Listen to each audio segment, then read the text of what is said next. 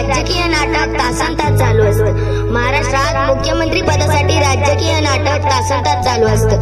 Breaking news दाखवणारा पैसे कमावून इलेक्ट्रॉनिक्स मीडियावर। अहो जरा फिरवा की कॅमेरे, उसाच्या पाचट्यात हडं घोटणाऱ्या, थंडीत काम करणाऱ्या तुमच्या आया बहिणीकडे दाखवा या जगाला जगाच्या पोशिंद्याचे शोषण आणि काळ्या बाजारात विकलं जाणारं आमचं राशन।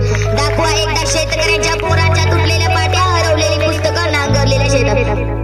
शेतकऱ्याचं पाल्यामधलं जगणं दाखवा आणि रात्रंदिवस राबणं दाखवा।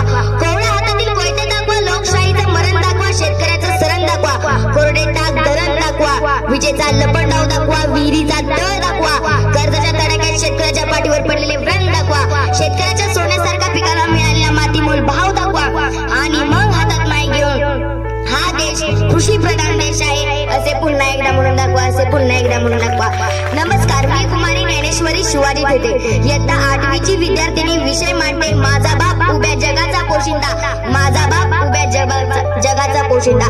ना बिर्ला ना बाटा, ना बाटा ना टाटा, ना बिर्ला ना बाटा, ना बाटा ना टाटा, खऱ्या अर्थाने शेतकरी हा या समाजाचा बायोडाटा, खऱ्या अर्थाने शेतकरी हा या समाजाचा बायोडाटा।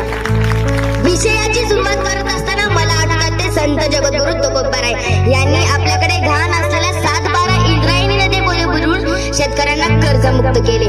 विषयाची सुरुवात करत असताना मला